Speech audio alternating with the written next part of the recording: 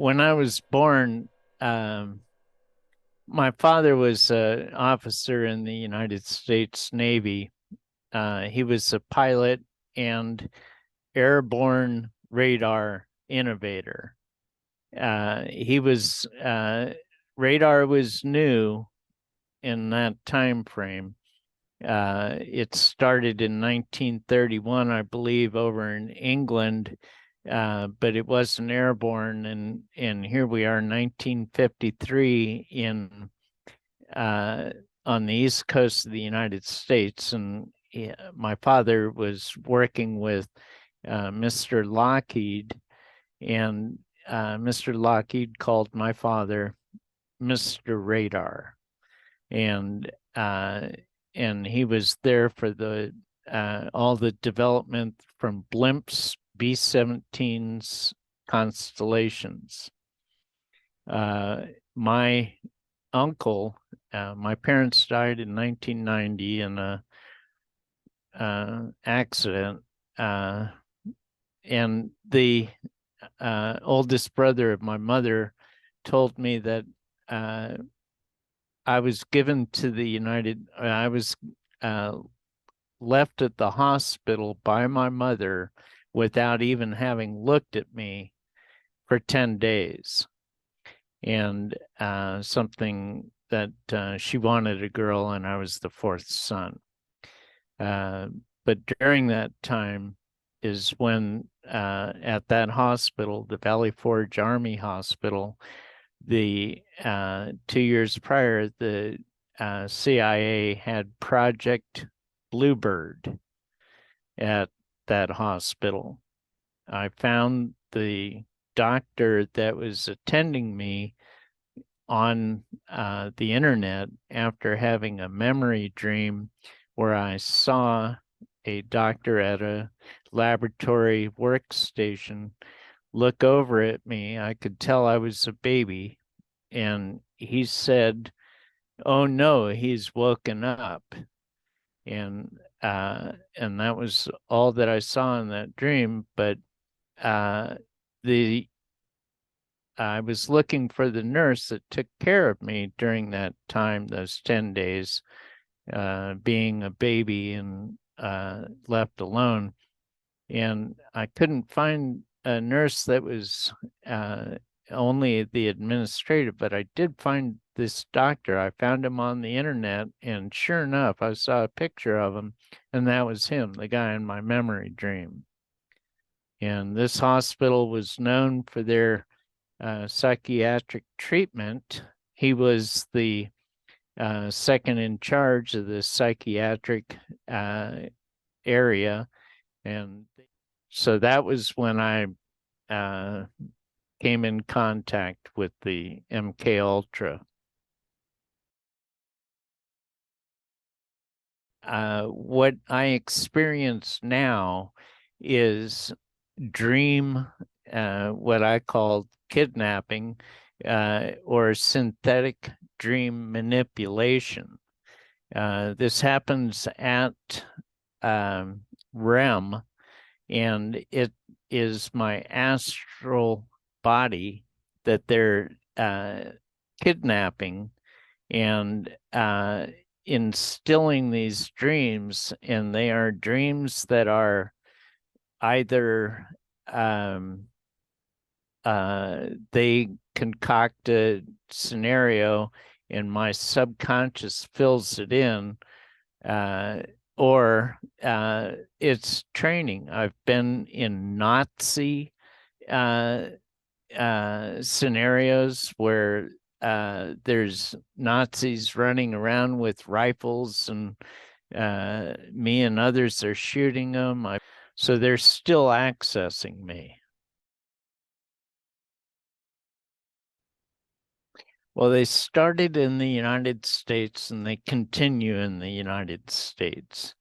However, when there was the 2000 election in the United States, I felt that there was election fraud, and at a level that I didn't trust the rudimentary component of the United States Republic of a democratic and free election. And I left the United States because I felt that we were in danger. 2 months after I moved to Latin America, the Twin Towers, actually 3 towers, came down in New York City. In other words, I was right. But I ended up moving all the way down to Costa Rica, and they're not as technologically plugged in as they are here, but that was where the bulk of my initiation into today's era of MK Ultra. I say that like that because it started in the 50s for me, but since 2012 and beyond, it's been rather intense for me. And so it was in Costa Rica that the REM, astral hypnotism, kidnapping took place, and now it's at a constant, every night, all night level. My first 10 days in that hospital was as a child, as a newborn baby. And that is how the MK Ultra got the children to comply. And as well, when I was age 5 years old, I was taken in because my mother said that I was too short, separated from my brothers. Didn't make sense to me as a 5-year-old, but I don't remember the visit, but I remember sitting there with the head nurse, who was a very stern individual, and there was something that was done at that point as well. I have what I consider to be memory dreams, and I have things that I'm being shown that I have no basis for knowledge about. And there has been situations where I've been underground in a cave. There's been a number of those. And in these that I'm referring to, there were people sitting in chairs, motionless, with no expression on their face. Their eyes were open, and it was as though they were clones waiting to be brought to life. They were not dolls. They were not other species. They were human, and they were just sitting in chairs in caves. And that has gotten to the point where I have been involved in murder. I have been involved in cannibalism. And these things took place. If I can look at those people as being clones, and that's what I believe they were, that this technology is current and is being used, that all of that was involved in this. And it's to the point where that taste hurt me to my soul. It was so dramatic and hurtful. And it was during the writing of my book, my editor got sent a link to his book. And we had not known how to put that idea or into context. We didn't even think of it. And then the book came right synchronicity into our hands at that moment. And it was like, oh, I get it.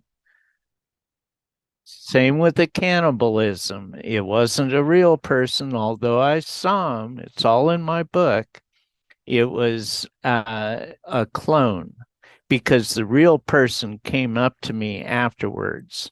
And I was shocked to see that real person because I thought we killed him and were eating him.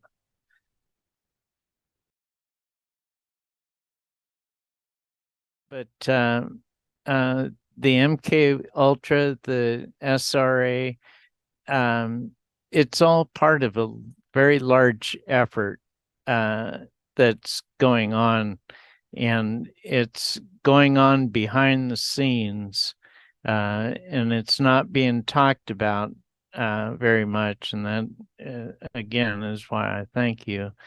Uh, but it's by these cults and the alphabet groups in the United States government are part of that cult, as are some of the major religious organizations. And it's my situation is an isolated effort. But when you put that in with other people's experiences and you look at it on a larger scale, uh, these are situations that point to a very bad situation that we have on the planet Earth right now. But I'm optimistic because it's coming together. We're bringing together all the voices of the people that have been experiencing this, and people such as yourself and mediums such as YouTube and different formats are allowing the word to get out.